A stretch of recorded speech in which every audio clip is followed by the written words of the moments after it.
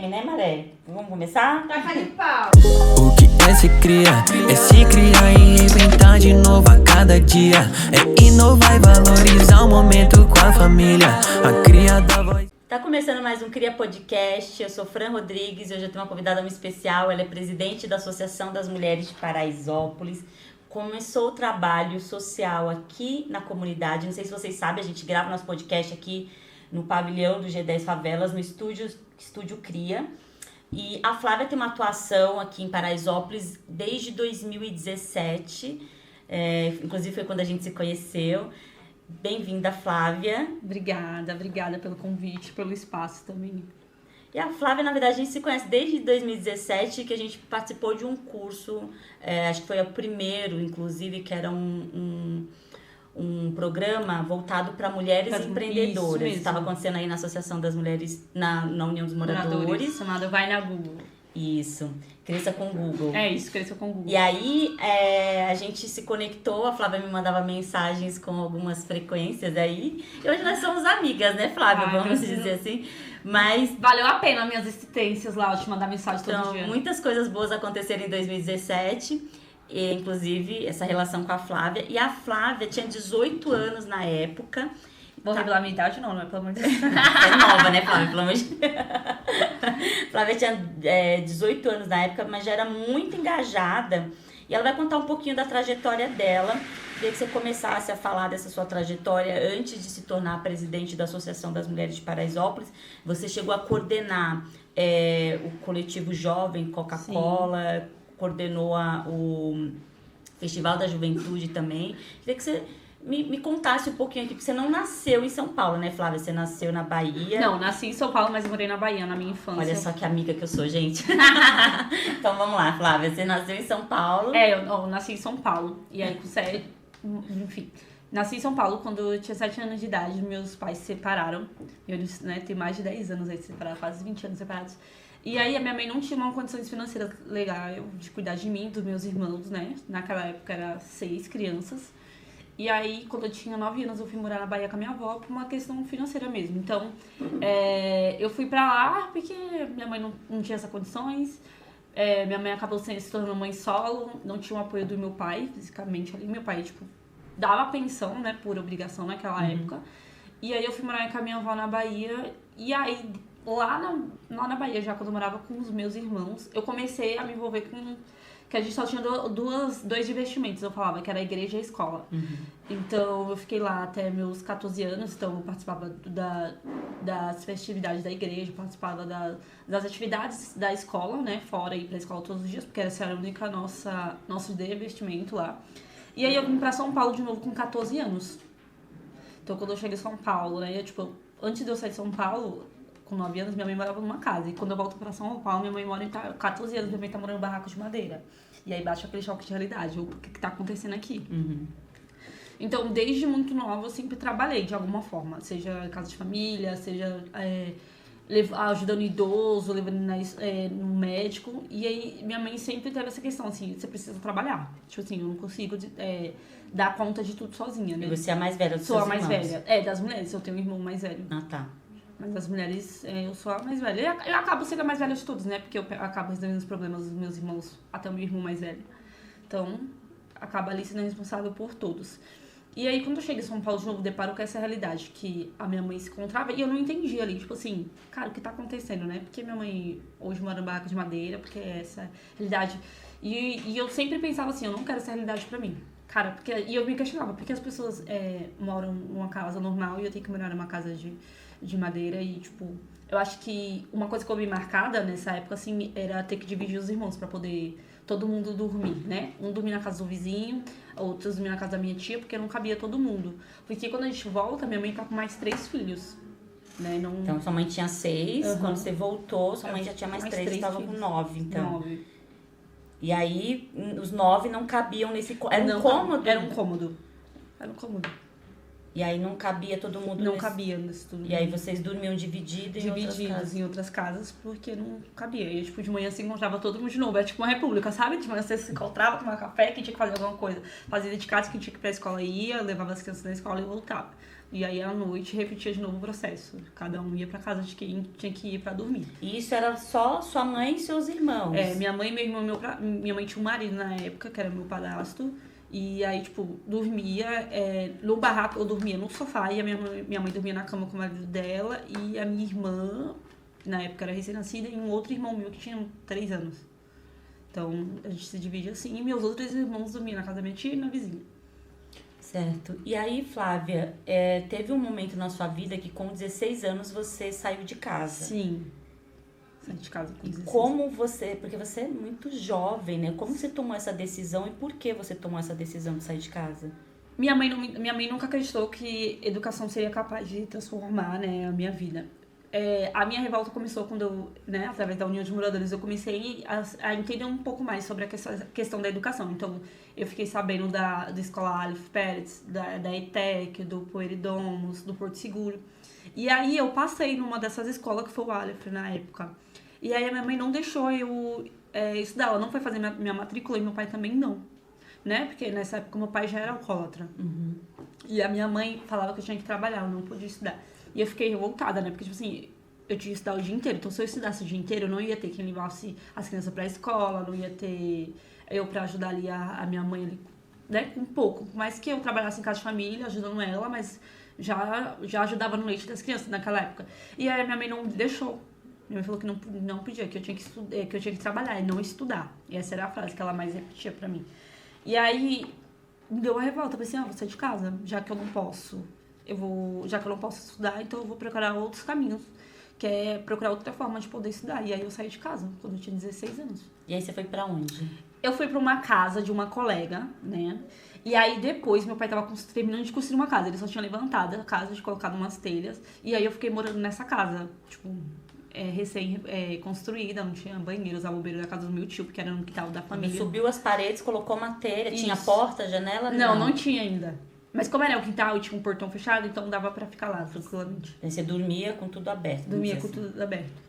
E aí você ficou lá durante quanto tempo? Nessa casa do meu pai, lá eu fiquei Meu pai foi construindo ela, terminou de reconstruir ela, eu fiquei lá uns 2 anos. Dos 16 aos 18, que foi quando você mudou? Sim, quando eu mudei. E aí, Flávia, quando você teve esse contato com a União dos Moradores, você já morava sozinha? Já morava sozinha. E aí você foi participar desse curso, né? Que você ficou sabendo o que estava acontecendo na União. E a partir daí a gente se conectou e tal. E sempre pedia... a Flávia era muito engajada e sempre buscava oportunidades. Sim. Eu lembro que na época você trabalhava. Você trabalhava em supermercado, era assim? Eu trabalhava no supermercado, que eu odiava de domingo a domingo. Era caixa. Eu odiava, meu Deus do céu. E aí a Flávia, sempre querendo uma oportunidade, mesmo trabalhando e tal, ela queria ser voluntária em alguma coisa, sim, ou queria uma oportunidade de um curso de inglês, enfim. Aí em 2017, eu fui convidada para coordenar o Festival da Juventude, né? Participava da comissão da Mostra Cultural de Paraisópolis, Juliana me convidou, e aí eu lembrei da Flávia. Tem uma menina que tá sempre pedindo, né, pra participar de alguma coisa. Eu posso chamar ela pra ser voluntária? A Juliana falou assim, você pode chamar quem você quiser. Aí foi quando eu chamei a Flávia pra vir pro Festival da Juventude. E mesmo ela trabalhando como caixa, ela conseguiu apoiar, dar o suporte. E aí depois teve uma outra oportunidade na União dos Moradores. Eu queria que você contasse... Eu vou contar a minha versão, você conta a sua versão. Mas a Juliana acabou te chamando pra poder você... ser educadora social no coletivo. E você teve que escolher ali... Oxe, foi a melhor escolha da minha vida, gente. Senão não estaria nem aqui hoje, eu acho. Entre o trabalho que você já tinha, sim, né? Sim. E aí você foi ser educadora. E a Flávia construiu uma história ali, né? No coletivo Coca-Cola. Você começou a engajar muitos jovens para participarem do coletivo. E Flávia... eu queria que você falasse teve um momento muito importante ali também nessa sua trajetória, que deu um boom também na questão do seu trabalho, e aí talvez isso foi o que fez com que você fosse realmente para a Associação das Mulheres de Paraisópolis. Claro que tem várias outras questões, né, em que você é engajada, né, nessas questões de direito das mulheres e tudo mais. Mas, durante a pandemia, você coordenou o Comitê Presidente de Rua, junto com o Giva. Né? E eu queria que você falasse como que foi esse processo para você, como surgiu esse convite para você coordenar isso e o que passou na sua cabeça naquele momento, não sei se você vai lembrar, porque assim, era uma pandemia, né, e estava todo mundo desesperado sem saber, né, o que queria acontecer dali para frente, e você conseguiu coordenar um projeto que hoje tem um simbolismo muito importante nessa questão de organização de voluntários dentro de territórios periféricos. E também tem uma significância também nessa questão desse projeto de combate à pandemia dentro das favelas, que o G10 organizou um comitê, né, de combate à Covid-19. Queria que você falasse um pouquinho de como foi esse processo para você, qual foi o trabalho que você desenvolveu naquele momento. Eu acho que não houve o convite, assim, em si. Quando eu vi, eu já estava ali dentro, envolvida, né, porque a gente... né, você sabe, né, quando a gente tá ali dentro, né, na época da União de Moradores, a gente acaba se engajando ali. Quando a gente vê, a gente já tá dentro do projeto, já tá dentro da ação, já tá fazendo aquilo acontecer. Então, o nosso presidente de rua, nesse movimento presidente de rua, aconteceu muito disso, né? A gente tava lá, tinha uma demanda que precisava ser resolvida, que era como poder ajudar essas famílias da comunidade de Paraisópolis, de como levar alimentos, de como ter chamadas de ambulância, de como entregar máscara. Então, quando eu e o Giva sentou ali pra desenhar, né, tipo assim, a gente desenhou assim, eu lembro como fosse hoje, a gente virou a noite, assim, praticamente, desenhando como é que seria, né, como é que a gente vai acionar uma família, como é que a gente vai entregar uma cesta básica.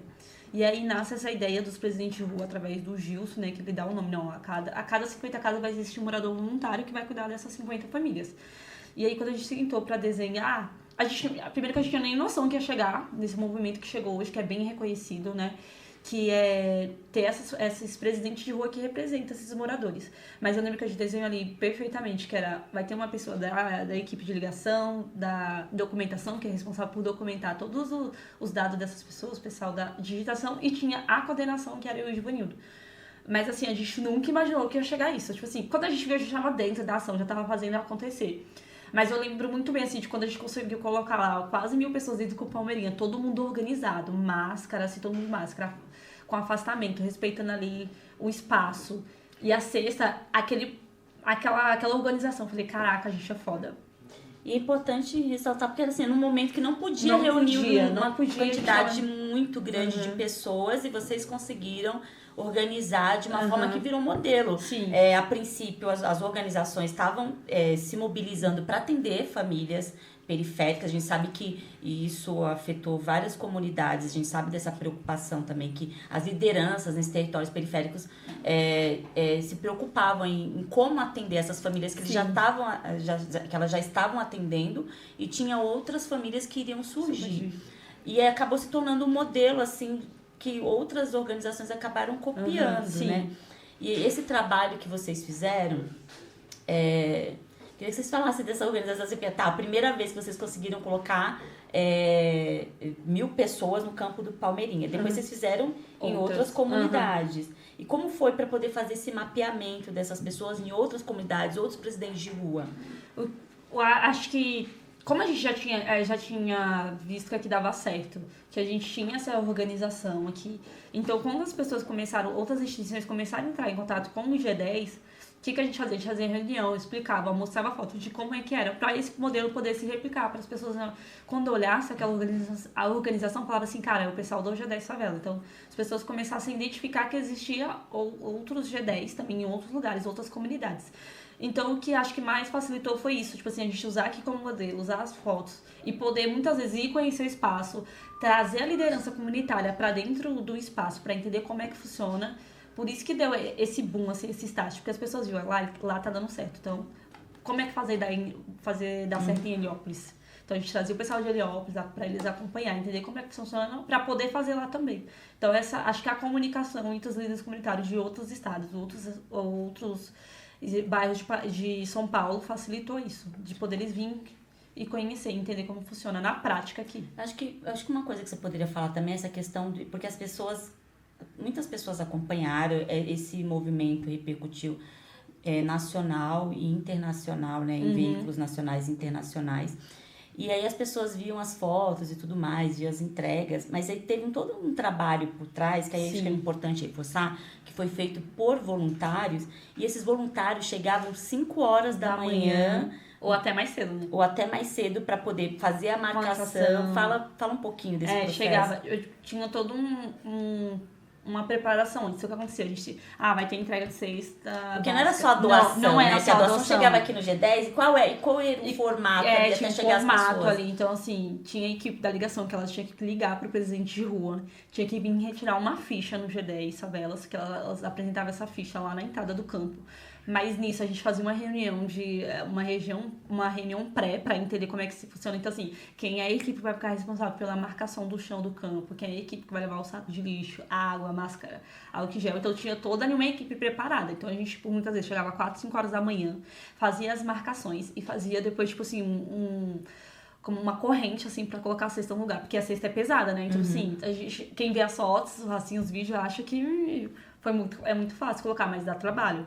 Então, assim, tem, né, esforço mental, esforço físico de poder... Porque o campo é enorme, gente. Não sei nem quantos metros quadrados é um campo daqui. Mas é quase tamanho é um campo... Eu acho que é quase como o tamanho do campo de futebol. Então, tipo assim, tinha toda uma preparação. Desde a chegada até a saída era organizado. Então, assim, tinha que respeitar o espaço. Se tivesse errado, tinha que corrigir ali no meio do povo mesmo, ali, pedir a ajuda da comunidade. E eu acho que uma coisa que facilitou muito é essa união que a comunidade teve durante a pandemia. De respeitar o espaço, de entender que a importância da máscara, de que ele estava ali por uma causa, de receber uma cesta básica, mas também tinha outras famílias esperando. Então... a gente teve toda essa preparação, né? De, 4 horas da manhã tem que estar lá, 7 horas tem que estar tudo montado, som testado, cesta no lugar, 8 horas as famílias têm que sair organizadamente. Então a gente tinha muito essa questão do pré, de preparar o pré e também o durante e o pós. E a gente fazia muito essa reunião do pós, o que deu errado, o que foi bom, o que pode melhorar. Bacana. Eu queria que você falasse um pouquinho da Associação das Mulheres de Paraisópolis. Atualmente você está como presidente da Associação das Mulheres de Paraisópolis. E você tem feito um trabalho muito voltado para combate à pobreza menstrual. Sim. Queria que você falasse um pouquinho dessa... Não virou uma campanha, na verdade, virou um projeto da associação, né? Eu queria que você falasse, porque antes disso, a Associação das Mulheres existe desde 2006. E nasceu justamente com o objetivo de fortalecer as mulheres, na luta a favor de creche, melhorias na saúde, na educação, dentre outros direitos, né, para as mulheres e para os filhos, para que elas pudessem se desenvolver. Só que não tinha ainda um projeto voltado para combate à pobreza menstrual. Eu queria que você falasse de como surgiu esse projeto na sua gestão. E eu sei que você tem um relato pessoal mesmo para falar, né, referente à questão da pobreza menstrual. Me fala um pouquinho desse projeto, como funciona, quantas mulheres você já tem atendido e quais são os próximos passos ali na sua gestão à frente da Associação das Mulheres de Paraisópolis. Acho que primeiro, eu nunca imaginei ser presidente de uma associação de mulheres, né? Nunca imaginei, né? Gente, meu sonho era ser jornalista, né? Vamos lá, né? No ensino médio, meu sonho estava sempre ali entre direito e jornalismo, né? No final das contas, eu não estudei jornalismo, me formei em marketing, aí a vida hoje que eu estudo direito, né? Mas eu nunca imaginei ser presidente de uma associação de mulheres. E quando fizeram o convite, bate aquele, como é que é? A coisa da impostora, síndrome da impostora, né? Será que eu mereço? Será que eu posso? Será que isso é pra mim? Mas eu aceitei o desafio e tô ainda há 2 anos aí com ele. Mas o projeto do combate à pobreza menstrual, acho que ele é o xodó, assim, da associação. Porque cada presidente, ela trouxe uma luta diferente, né? Ela trouxe uma luta que são importantes, a gente não pode jamais menosprezar as lutas dela, foi muito, muito importante mesmo. E a minha luta pela pobreza menstrual é porque eu vivi na pele. Eu sei o que é não ter acesso a absorvente, não poder sair de casa, não poder ir pra escola. E muitas vezes pedir pro seu pai comprar. Porque tipo, eu ficava assim, meu Deus, como é que eu vou pedir pro meu pai comprar um absorvente? Só que hoje eu paro pra pensar e falo assim, cara, se meu pai tivesse um acesso a uma educação de qualidade naquela época, né, na época dele, com certeza ele ia falar assim, não, vamos comprar, porque é uma coisa necessária. Só que na minha realidade, quando eu era adolescente, não era necessário. Tipo assim, era necessário que eu precisava, mas pra minha mãe não era necessário. Sabe? Tipo assim, eu desempregada, minha mãe com minha mãe tem 13 filhos. Então, assim, dentro de casa, morava com a minha mãe quase 9 crianças ali. E aí minha mãe, tipo assim, deixava de comprar. E quando eu fui morar sozinha, eu tive que priorizar a comida pra não, tipo, priorizava a comida porque eu falava assim, não, eu preciso comer. E o absorvente eu posso comprar depois. Eu acho que isso foi muito forte em mim. E eu sempre quis fazer um trabalho com isso. E quando veio a pandemia, eu falei, cara, imagina aí quantas mulheres devem estar precisando de absorvente. Então, hoje, com essa campanha, né, que é uma dor, que só sabe... Inclusive, na sua gestão, passaram a incluir o Absorvente absorvente junto da cesta básica, né? sim. Fazer essa entrega. Então, hoje a gente recebeu mais de 25 mil kits de higiene. Então, hoje a gente atende fixo. Com uma máquina de absorvente que a gente tem 250 mulheres. Então, elas podem tirar 2 pacotes de absorvente todo mês. E a nossa ideia é que a gente possa ter, para a nossa gestão, a gente possa ter nossa própria máquina de absorvente, que a gente possa gerar renda e as mulheres possam produzir os absorventes. Então, além de poder levar algo que é tão importante para as mulheres, também fazer geração de renda a partir disso. Né? E um absorvente reciclável, com resíduos que realmente possa ser feito. Porque a gente traiu uma pesquisa recentemente, quando as empresas, grandes empresas fazem absorventes, elas não testam realmente com o sangue da menstruação. Uhum. Elas testam com alguns líquidos que parecem ser a menstruação. Então, quando a mulher vai usar absorvente, o absorvente não absorve tudo aquilo que está na propaganda, né? Então, a gente quer produzir algo real, que faça sentido para nós mulheres. Certo. Inclusive, você falou, né? A minha pergunta, uma das minhas perguntas é como você apoia, né, a mulher nessa questão da autonomia em Paraisópolis para que elas possam gerar renda.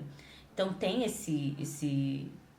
essa proposta, né, junto a essa campanha de combate à pobreza menstrual, mas eu queria que você falasse de outros formatos, aí, de outras iniciativas que a MP tem feito e quais são elas, para apoiar as mulheres voltado para a questão da geração de renda, empreendedorismo, e também dessa questão da violência doméstica, de combate à violência doméstica. A gente ontem formou 20 mulheres na área do curso de massoterapia, né? Porque é um curso rápido, então a gente fez uma parceria com uma professora Marília Dias, muito legal ela. Porque pensando muito nisso, nessa questão da geração de renda, né? Tipo assim, elas vão começar agora, mas R$30 que ela já começa a fazer uma massagem ali, pega uma modelo e ela paga R$30 essa modelo, já começa a ajudar essa mulher. Porque a gente acredita muito que dinheiro no bolso, as mulheres conseguem sair do ciclo de violência. Porque hoje o que acontece? A maioria das mulheres se encontram num ciclo de violência por quê? Porque elas estão desempregadas, tem dependência emocional, aí não tem... Dependência financeira. A dependência financeira, não tem como sair daquele ciclo. E quando a gente dá autonomia financeira pra ela começa a empreender, ela consegue sair daquele ciclo de violência dela. Ela começa a entender que ela pode ser o que ela quiser. E que as pessoas, que a gente precisa dar dinheiro, colocar dinheiro na mão dela. Bacana. E como a MP tem ajudado a identificar e desenvolver talentos em Paraisópolis para participar de outros projetos na comunidade? A gente tem um banco de dados, né, hoje. Por conta do nosso banco de dados do combate à pobreza menstrual, a gente tem, né, as pessoas acabam fazendo cadastros. Então a gente começa a identificar e muitas mulheres conseguem participar das nossas atividades. Então hoje a gente conta muito com o apoio de mulheres que ajudam no nosso dia a dia, assim, de poder, a gente vai fazer uma oficina de limpeza de pele. Então a gente tem ali a mulher que faz skincare, então ela vem aqui dar uma oficina. Tem a moça do bolo, então a gente vai fazer um café, vai fazer uma palestra, ela consegue trazer o bolo. Então, através desses nossos bancos de dados, e também muitas mulheres acabam procurando a gente pelo nosso Instagram mesmo, ou através do nosso WhatsApp. Flávia, eu queria que você falasse um pouquinho, né? Porque assim, você tem uma história muito forte, né? Sua mãe teve 13 filhos, tem problema com álcool, né? E você, de certa forma, teve que assumir esse papel de ser uma mulher que teria que ter algumas responsabilidades ainda muito jovem. E um dos motivos de você ter saído de casa foi essa questão de que você não poderia estudar. Hoje você já fez 2 faculdades, vai fazer uma pós-graduação e você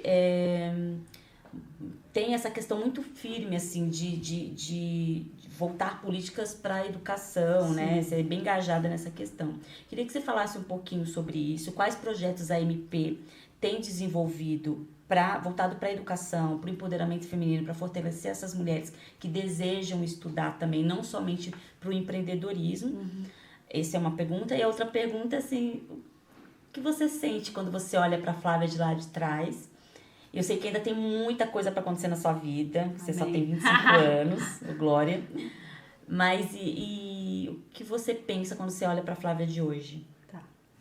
Eu acho que na primeira pergunta, nessa questão, né, a educação é algo muito forte pra mim, ela mexe muito comigo. Então, assim, quando eu vejo lá, né, que, assim, questões governamentais de governo, que a gente não investe lá na questão de dar uma boa qualidade, né? O Brasil tinha tudo pra ter uma das melhores escolas públicas do mundo. Isso me deixa muito triste, é uma realidade triste, mas que eu acho que daqui no futuro ela pode ser melhorada. E quando se fala assim muito de mulher, a gente, né, tem exemplos muito claros e exemplos aqui dentro do G10, que é a Alexandra, né, que é mãe, tem um filho autista. E ela entra dentro do G10 e a gente tem uma conversa. E ela fala assim, eu vou voltar a estudar e ano que vem a Alexandra tá terminando o ensino médio e ela tinha parado o ensino fundamental. É mostrar para que as mulheres elas podem ser o que elas quiserem. E a associação tá com um projeto no ano que vem que é ajudar as mulheres a voltar para a escola, né? A gente tá até com uma parceria com uma escola aqui de Paraisópolis, que a mulher que quiser estudar, ela vai ter oportunidade. O que falta? Alguém para cuidar dos seus filhos? Então a gente vai cuidar com o apoio da creche que é noturna. Quer fazer inglês? Então vamos atrás de escolas que vão atender essas mulheres. Mas sempre pensando naquela questão, quem é que vai cuidar dos filhos dela quando elas estão na escola? Então, sempre voltar nessa questão. Então, procurar ali a rede de apoio que elas precisam. Então, a gente, pro ano que vem, a gente quer ser a rede de apoio voltada para essa questão da educação, que a mulher poder vir fazer o curso, seja do que for o curso que ela quer fazer, mas vai ter uma pessoa ali para apoiar, para cuidar dos filhos dela. Porque hoje o que acontece? As maioria das mulheres deixaram de estudar porque não tem a rede de apoio. E aí a gente sabe, né, o quanto que é importante ter rede de apoio quando se tem filho. Inclusive, não só estudar, às vezes as pessoas falam, vai trabalhar. Como é que vai trabalhar? Ou vai fazer uma capacitação. Sim. A gente tem um exemplo muito claro, eu lembro de uma formação que aconteceu pela MP, uma parceira, que era de capacitação para as mulheres. Sim. E aí várias mulheres se inscreveram, e aí depois várias mulheres desistiram, porque elas não tinham com quem deixar os filhos. Isso mesmo. Né? Então é uma realidade bem... Não é fácil ser fácil, mulher, não é fácil. Às vezes fácil. as pessoas falam, mimimi. Não é mimimi, gente. Tem que se colocar no lugar da pessoa e entender qual é o problema real. Por que aquela mulher não consegue dar continuidade, não consegue fazer uma carreira, dar continuidade nos estudos, né? Tem todo um processo. Eu queria que você falasse de todas as histórias assim que você já acompanhou, porque eu sei que não é fácil ser presidente de uma associação de moradores ou associação de mulheres, porque são várias questões ali que junto com a rede você tenta ali dar um apoio, dar um suporte para que possa melhorar a condição da vida daquela mulher ou daquela pessoa, enfim. Das histórias que você já acompanhou, dos pedidos de ajuda que você já recebeu, qual foi o que mais te tocou? Você falou assim, eu não sei se eu dou conta ou não, eu preciso fazer alguma coisa para que isso mude de fato. Teve uma que foi bem forte pra mim, que foi quando eu me questionei, eu falei assim, será que eu mereço estar nesse cargo? Porque a gente acaba, né, a gente não consegue resolver tudo. Essa é a realidade. Eu não dou conta de tudo, gente, pelo amor de Deus. Eu não dou conta de tudo. E aí, quando chegou uma situação pra mim, o nome dela é Aline Raquel, hoje ela nem mora mais aqui na comunidade e tal, que ela chegou ali, ela já tinha... A história de vida da mulher, tipo assim, ela tinha casado mais de 5 vezes. As 5 vezes, assim, ela tinha apanhado. E no último relacionamento dela, ela foi pro hospital. Ela teve uma doença de rins, o marido já tinha espancado ela, largou ela, foi embora. E aí ela começou, né, a reerguer a vida dela e a filha dela sofreu abuso sexual. E aí quando ela chega, né, assim, pra me contar isso, desesperada, com fome, desempregada. E eu falei assim, meu Deus. E aí você olha pros 4 cantos e fala assim, o que eu faço agora? Né, porque, tipo assim, a gente mora numa comunidade, né, e aí ela traz esse caso, assim, e eu fiquei assim pensando em quantas e quantas outras Alines Raquel não estão passando por isso agora, né, e aquilo ali me chocou muito, assim, porque se eu parasse pra contar a vida dela aqui, ia dar 2 podcasts. Porque foi uma história muito sofrida, né? Mas hoje, graças a Deus, ela é uma cabeleireira renomeada, não mora aqui, mora em outro estado. Mas ela saiu do ciclo de violência doméstica, né? Ela conseguiu ali lutar pelos direitos dela, né? Ela, né, só pra contextualizar, ela teve a casa dela. A Aline foi empreender, né? Ela foi empreender e ela perdeu a casa dela nas enchentes, né? Ela foi uma das atingidas, né? Então, tudo que ela passou, ainda teve que perder a casa. Então, acho que a história da Aline assim, foi a que mais me marcou. Sem dúvida, foi a que mais me marcou mesmo. Flávia, e qual conselho que você dá para as mulheres que querem empreender, que querem voltar a estudar, que querem mudar as suas vidas, enfim, que conselho você daria? O conselho que eu dou é acredite em você. Gente, é uma frase clichê. Eu sei que é uma... Nossa, eu odeio quando as pessoas veem... Mas assim, gente, se a gente não acreditar na gente, ninguém mais vai acreditar. Sabe assim, ninguém mais vai acreditar. É a mesma coisa, você tem que ir pra academia por uma questão de saúde. Se você não for, a pessoa, tipo assim, o seu eu do seu futuro vai te odiar. Então, assim, faça por você, assim, pela questão do futuro mesmo, assim, pensando no seu potencial. Então, se você quer empreender, vai empreender, minha filha. A internet tá aí, tá a favor. Você quer ser a melhor cabeleireira, vai ser a melhor cabeleireira, e é isso. E determine metas diárias pra sua vida, sabe? Se você quer ser cabeleireira, qual curso você vai fazer? O que você precisa? E a outra coisa que eu digo muito é trabalhar o amor próprio. Porque a gente tá o tempo inteiro amando as outras pessoas. Só que em qual momento a gente tirou o tempinho pra se amar, sabe? E aí a pergunta que eu deixo pra vocês, o que você fez por você hoje? É isso. Flávia, obrigada. Foi muito bom conversar com você. Obrigada a vocês que acompanharam a gente, nosso podcast. Acompanhe. Fala as redes sociais para o pessoal acompanhar. Mulheres de Paraisópolis e o meu pessoal é Flavinha Rodrigues BR. Se a gente quiser. É isso aí, gente. Obrigada. Até a próxima.